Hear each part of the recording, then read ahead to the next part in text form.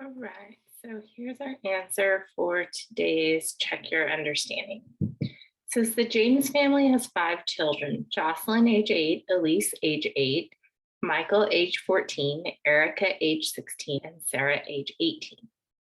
Part A, complete the table by listing the 10 possible samples of size n equals 2 from this population and calculate the sample mean age for each sample. Okay, so the first one, they used Jocelyn and Elise. They added their 2 ages together, 16 divided by 2, and their average age is 8. So the other combinations you should come up with are Jocelyn and Michael, and their average age is 11. You should get Jocelyn and Erica, whose average age is 12. Jocelyn and Sarah, their average age is 13. Elise and Michael, whose average age is 11. Elise and Erica, whose average age is 12. Elise and Sarah, average age 13. Michael and Erica, average age 15. And then Michael and Sarah, average age 16. And then Erica and Sarah, average age 17. Okay. Part B asks you to create a sampling distribution of the sample mean age of samples of size n equals 2. So it looks like my lowest is 8 and my highest is 17. So let's get a line going in here.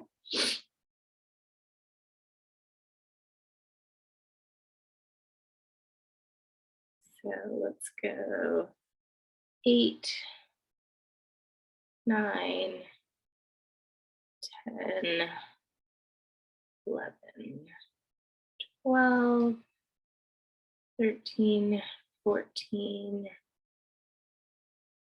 15, 16, didn't make the line long enough, 17, and 18. Okay, and then we just need to draw in our dots. So I have a dot at 8, at 11, 12, 13, they're at 11, 12, 13, 15, 16, and 17. So because this is all possible samples of size n equals 2, this is a true sampling distribution. All right, part C asks, what is the population mean of the sampling distribution of the sample mean? And what is the mean of the population? So for the mean of our sampling distribution, so mean of X bar, we're going to take each of our points. So we have 8 plus 11 plus 11 plus 12 plus 12 plus 13 plus 13 plus 15 plus 16 plus 17, all divided by the 10 total samples, and we get 12.8. Okay, and then the mean of our population is the mean of their ages. So 8 plus 8 plus 14 plus 16 plus 18 divided by the 5 children. And here you also get 12.8. So this is the mean of our sampling distribution and the mean of our population. Part D asks, is the sample mean an unbiased estimator of the population mean? So what I'm looking for here is the mean of, for it to be unbiased, okay, the mean of the mean essentially, to be unbiased, the mean of this sampling distribution needs to be the same as the mean of the population. And in our case, it is. So we're going to say that, yes, the mean of the sampling distribution of X bar is equal to the population mean. If for some reason the mean of our sampling distribution is different from the mean of the population, then that would be we have a biased estimator. It's not a good estimator.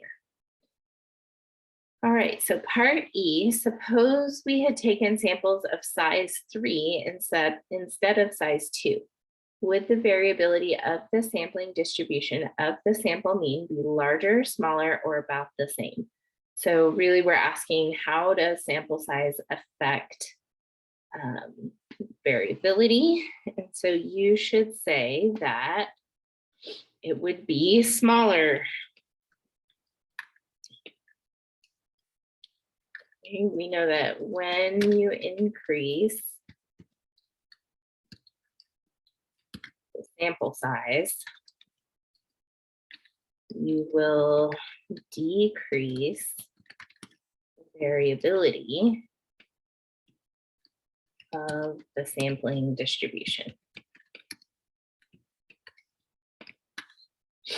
All right, so kind of a couple of key things there where we were able to list all of the possible sample space, make a sampling distribution dot plot, and then determine if we have a biased or unbiased estimator based on the mean of the sampling distribution and the mean of the population, and then how does sample size affect the variability.